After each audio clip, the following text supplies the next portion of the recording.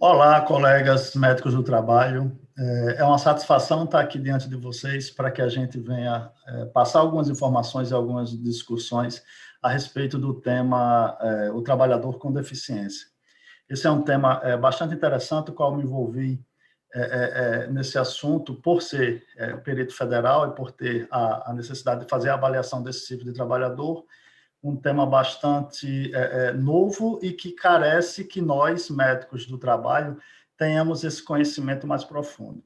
A gente vai tentar passar para vocês aqui algumas ideias básicas que, no dia a dia da medicina do trabalho, vocês possam realizar o trabalho de vocês diante desse tipo de trabalhador. Eu sou José Ayrton Cruz Bezerra, eu sou graduado em Medicina pela Universidade Federal do Rio Grande do Norte. Eu tenho a especialização em ginecologia e obstetrícia, tenho o título de especialista pela Associação Médica Brasileira, assim como também tenho o título de médico do trabalho pela AMB e pela ANANT. Fiz uma especialização em saúde do trabalhador pela Fiocruz e concluí o mestrado na Universidade de Brasília em saúde coletiva. A minha área de pesquisa foi exatamente a questão do trabalho relacionado aos acidentes de trabalho. E sou perito médico federal vinculado ao Ministério da Economia. Então, após essa apresentação, vamos ao que interessa, que é o tema que vocês estão interessados em discutir. Eu tracei aqui, inicialmente, alguns objetivos que a gente vai ter essa discussão no decorrer dessa conversa. Então, para que vocês tenham noção, o interessante, após vocês assistirem essa palestra, é vocês conhecerem efetivamente o novo conceito da pessoa com deficiência. A gente mais na frente vai conseguir detalhar isso e vai tentar deixar claro para vocês o conceito da pessoa com deficiência. Nós também vamos poder identificar, e aí eu vou passar algumas peculiaridades da necessidade da identificação correta de um trabalhador com deficiência. E vamos passar alguns tópicos para que facilite a atuação do médico do trabalho, fazendo com que ele seja uma ferramenta de inclusão do trabalhador com deficiência no mercado de trabalho. Então, esses são os objetivos que nós vamos destrinchar no decorrer dessa nossa conversa, ok? Com relação ao conceito de pessoa com deficiência, o tema pessoa com deficiência ele vem sempre sido debatido todos os anos. No próprio capítulo que a gente escreveu para o livro do ensino à distância, a gente detalha essa evolução da discussão do conceito de pessoa com deficiência. O que a gente percebe, na verdade, é que esse conceito ele é um conceito dinâmico, que ele veio sofrendo alterações no decorrer dos anos, após discussões que envolvem grupos da sociedade no mundo inteiro. Então, esse conceito hoje, o mais atualizado, ele foi, na verdade, adotado pela ONU em sua convenção. Na convenção de março de 2007, veja que já temos aí 13 anos da consolidação desse conceito de deficiência. Se nós levarmos em consideração toda a discussão da deficiência, realmente é um conceito novo, tem 13 anos, e que no Brasil ele é ratificado em 2008. O Brasil adotou esse conceito sugerido pela ONU para a pessoa com deficiência, tá certo? Então, nesse contexto, nós estamos diante de um conceito de pessoa com deficiência mais atualizado, um conceito ratificado pela Organização das Nações Unidas e um conceito ratificado pelo Brasil na sua própria Constituição, tá certo? Então, vamos lá. O que seria uma pessoa com deficiência? Uma pessoa com deficiência seria aquela pessoa que tem impedimentos de natureza física, intelectual ou sensorial, os quais, em interação com diversas barreiras, podem obstruir sua participação plena e efetiva na sociedade com as demais pessoas. Fazendo uma interpretação desse conceito, o que a gente pode identificar? A gente, a princípio, a gente pode dividir esse conceito em duas partes.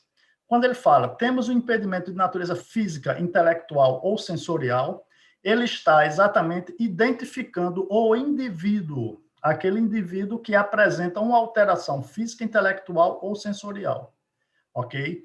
E aí vem o que foi agregado ao conceito de deficiência, que é exatamente a interação com diversas barreiras que podem obstruir sua participação plena e efetiva na sociedade, com as demais pessoas. Então, assim, de uma forma geral, a interpretação que nós damos para esse conceito é que, até determinado tempo, a pessoa com deficiência, toda a responsabilidade, todas as alterações da deficiência, ela era centralizada no indivíduo, naquela pessoa que apresentava algum impedimento físico, intelectual ou sensorial. A partir desse novo conceito de 2007, publicado pela ONU, houve uma alteração na conscientização de que a deficiência ela não é um problema exclusivamente do indivíduo, e sim um problema da sociedade. Por quê? Porque aquele indivíduo que apresenta algum impedimento corporal, ele vai ter restrição de participação na sociedade. Essa restrição de participação na sociedade, ela é causada por uma série de fatores que a gente chama de barreiras. Sejam barreiras arquitetônicas, um exemplo disso é uma escada onde não existe uma rampa para que um deficiente cadeirante não possa progredir no seu caminho, seja uma necessidade de leitura em braille para que um deficiente visual possa fazer uma leitura e conseguir interagir. Então, veja, a grande mudança nesse conceito de deficiência é exatamente esse olhar de retirada da responsabilidade exclusiva do indivíduo com deficiência para chamar a atenção da sociedade, que a forma com que a sociedade se organiza, muitas vezes, ela impede que essa pessoa com deficiência ela seja inserida e consiga participar de forma adequada como uma pessoa sem deficiência. Então, esse é o que eu gostaria de chamar a atenção para vocês, da grande importância desse novo conceito. É exatamente a gente tirar a responsabilidade do indivíduo e chamar a atenção para a sociedade. Ok? Então, após nós discutirmos esse conceito de deficiência, a gente vai passar para outro slide. E aí eu chamo a atenção para vocês, para que vocês, o dia a dia, de certa forma, esse conceito ele traz umas palavras que podem vocês não se identificar de imediato. Por exemplo, quando a gente está falando de impedimento físico, nada mais é aquela deficiência motora que a gente está acostumado a ver no nosso dia a dia na atuação como médico do trabalho. Quando nós falamos em impedimento intelectual, a gente abrange tanto as deficiências mentais como as deficiências intelectuais, ou seja, aquelas deficiências causadas por um déficit cognitivo no indivíduo ou por aquelas alterações de comportamento decorrentes das patologias psiquiátricas. Todas essas alterações elas estão caracterizadas como lá no conceito que eu falei no slide anterior, como sendo um impedimento intelectual. E o impedimento sensorial nada mais é quando nós estamos nos referindo às deficiências auditivas e às deficiências visuais, certo? Então, esclarecendo para vocês, mais uma vez, o que o conceito nos diz. Voltando aqui no slide com relação ao conceito, veja que nós praticamos, até certo tempo, metade do conceito da pessoa com deficiência. Ou seja, a agente médico do trabalho identifica os impedimentos de natureza física, intelectual ou sensorial.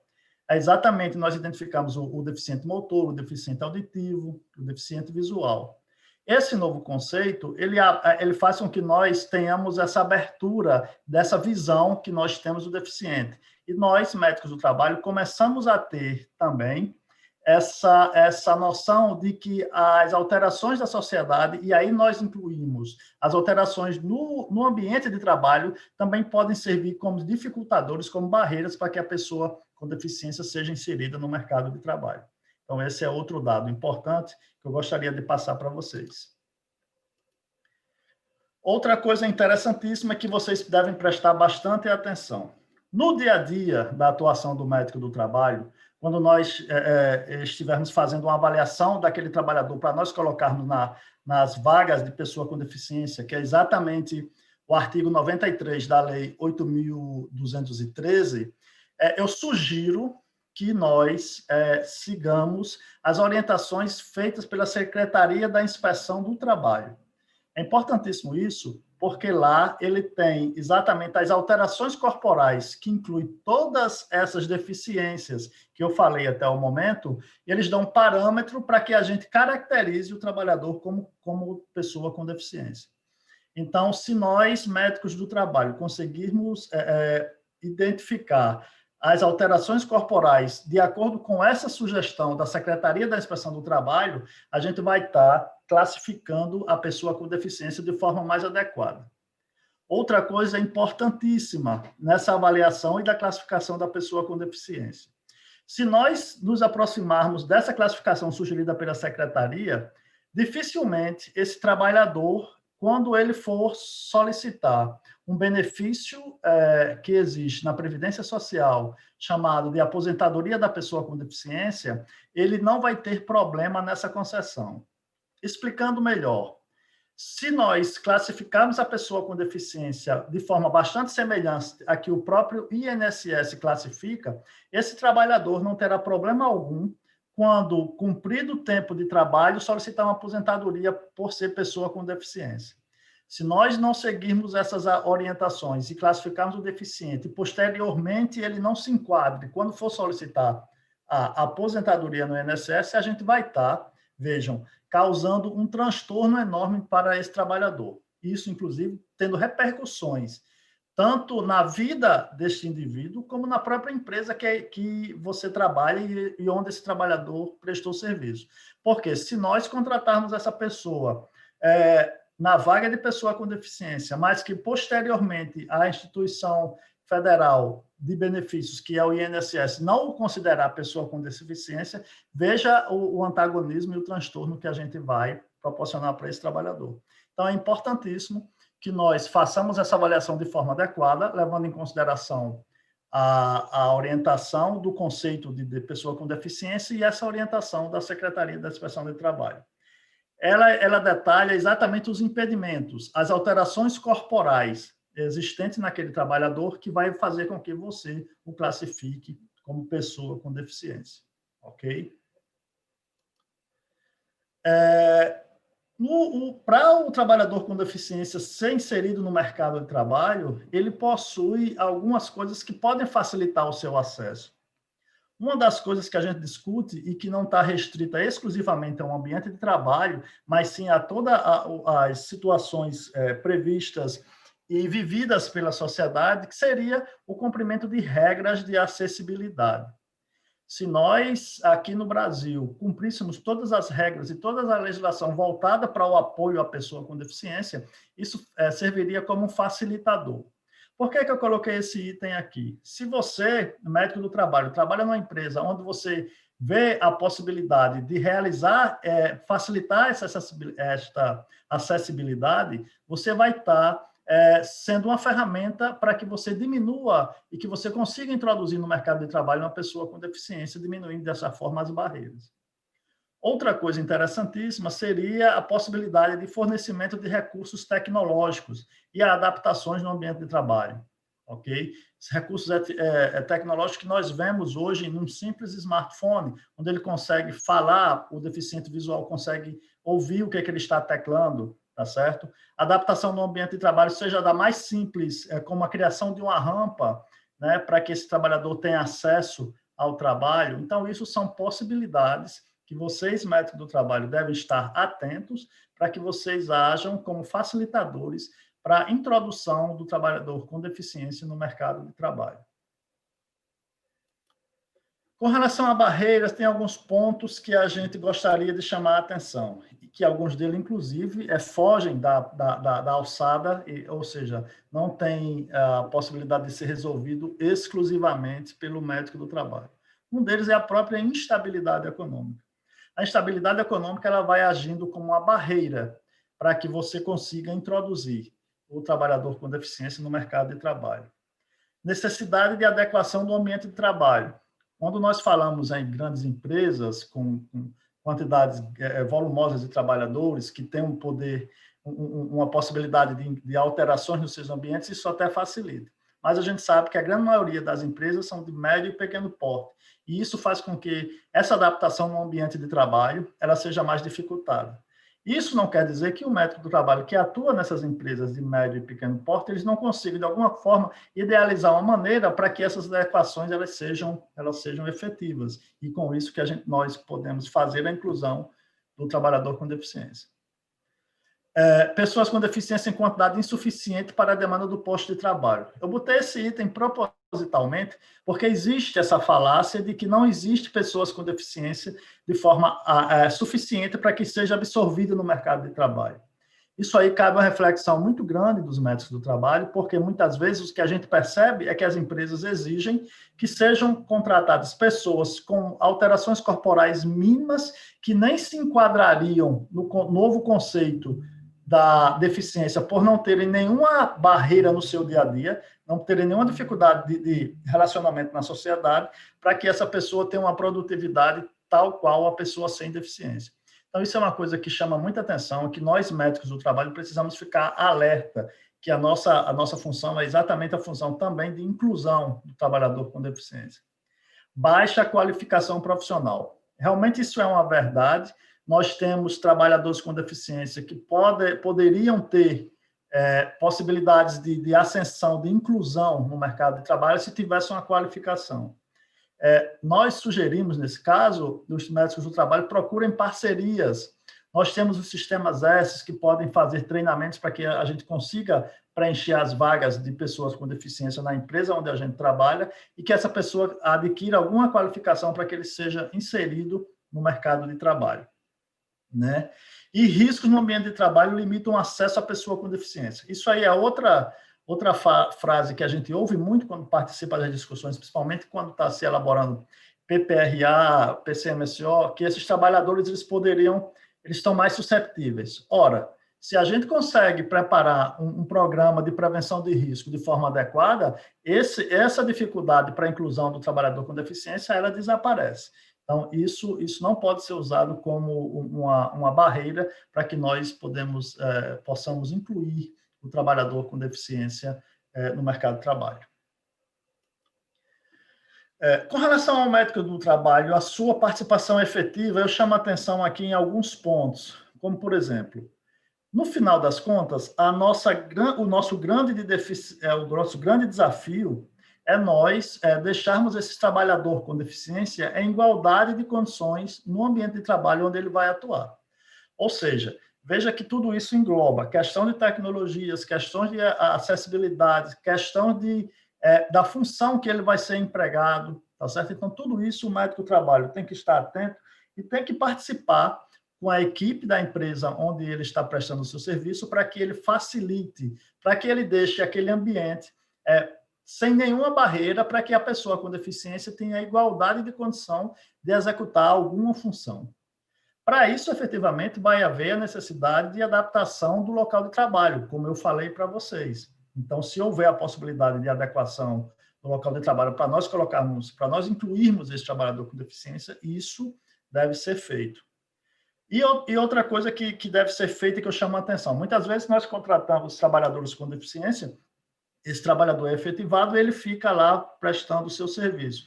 E nós não temos aquela preocupação de uma avaliação mais efetiva. Quando eu estou falando aqui de uma avaliação mais efetiva, não são somente aqueles exames periódicos que nós fazemos, que a própria legislação trabalhista exige. Na verdade, nós teríamos que ter um cuidado e estar mais próximo desse trabalhador para que ele nos dê um feedback de que aquela função que ele foi contratado, se ele está conseguindo desenvolver, qual seria a dificuldade que ele teria para exercer aquela função, para que nós possamos fazer os ajustes e deixar em igualdade de condição dos outros trabalhadores que não apresentam deficiência. O acompanhamento periódico da saúde é óbvio, inclusive, não só para os trabalhadores com deficiência, mas aqueles exames periódicos devem ser feitos. Uma coisa que nós vemos que é muito efetiva é exatamente a fragmentação de tarefas, tá certo? O trabalhador com deficiência, muitas vezes, ele não é contratado porque ele não consegue desempenhar aquela função, porque ela tem uma demanda, uma sequência de tarefas que ele não pode cumprir todas elas. Vejam bem, se nós conseguirmos fragmentar essa função com as tarefas que nós conseguimos incluir o trabalhador com deficiência, nós estaremos beneficiando a empresa porque ela estará cumprindo e contratando pessoa com deficiência, então as cotas estará sendo ocupada, nós estaremos fazendo uma inserção social, porque esse trabalhador com deficiência vai poder exercer a sua atividade. Então, veja o quanto isso é importante, com a simples organização do ambiente de trabalho, dos processos de trabalho, a gente pode resolver a questão da inclusão. Outra coisa muito importante, muito debatida no meio dos fóruns de pessoas com deficiência, são exatamente a conscientização dos funcionários, dos colaboradores sem deficiência. Chamo muito a atenção que existe a necessidade de conversar com esses prestadores de serviço, esses colaboradores sem deficiência, da importância da inclusão desse trabalhador. E existem algumas regras de conduta que devem ser atentas para que o trabalhador não se sinta menosprezado, não se sinta rejeitado, não se sinta isolado.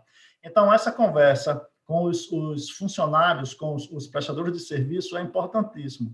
Aí onde entra a participação do chefe imediato, que vai servir como regulador, como orientador, para que essas pessoas não atuem de forma constrangedora, fazendo com que esse trabalhador com deficiência ele fique desmotivado, que caia a sua produção e que ele não se sinta à vontade para desempenhar o papel para o qual ele foi contratado. Então, vejam que isso são atuações que o médico do trabalho tem toda a liberdade, toda a possibilidade de realizar diante do local de trabalho onde ele atua, que deve ser cumprida para que a gente consiga fazer essa inclusão. Aqui eu chamo a atenção nesse slide do papel, veja que tudo está concatenado, tudo existe um elo, né?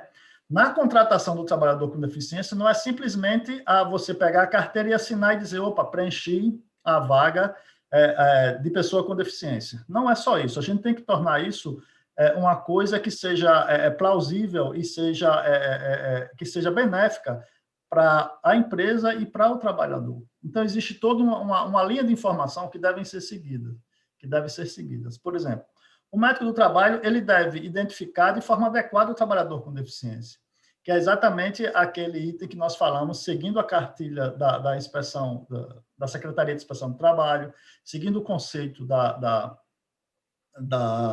ONU, que é adotado pelo Brasil. Eu sugiro até vocês, se tiverem possibilidade, de vocês verem como é feita o questionário que é feito para a avaliação do deficiente no próprio INSS. Isso vai fazer com que vocês tenham essa identificação mais assertiva da pessoa com deficiência, ok? Outra coisa importantíssima que muitas vezes a gente deixa passar. O médico assistente, aquele trabalhador com deficiência, provavelmente ele tem um acompanhamento regular por algum médico assistente. As informações trazidas pelo trabalhador, dadas pelo médico assistente, são bastante relevantes para que a gente faça a inclusão desse trabalhador. Ele vai dar orientações para você com relação a algum uso de medicação que aquele trabalhador precisa tomar, alguma conduta, por exemplo, o cadeirante que precisa ainda ter intervalos de tempos regulares, fazer o esvaziamento vesical. Então, tudo isso vai ter relevância no local onde você vai colocar esse trabalhador, das necessidades que ele terá e que esse apoio deve ser dado por nós, médicos do trabalho, em consonância com as orientações dadas pelo médico assistente. Com relação aos recursos humanos, que é outro setor da empresa que está muito ligado à medicina do trabalho, a identificação da vaga de trabalho. Essa vaga de trabalho ela tem que ser viável, não é disponibilizar uma vaga que nós, médicos do trabalho, nunca consigamos alocar um trabalhador com deficiência por conta das peculiaridades das tarefas do ambiente de trabalho, seja ele físico ou pela própria execução daquela tarefa. Então, tem que sentar os recursos humanos, tem que sentar o médico do trabalho, o engenheiro de segurança do trabalho e nós fazermos uma discussão para que isso se torne viável para a contratação da pessoa com deficiência.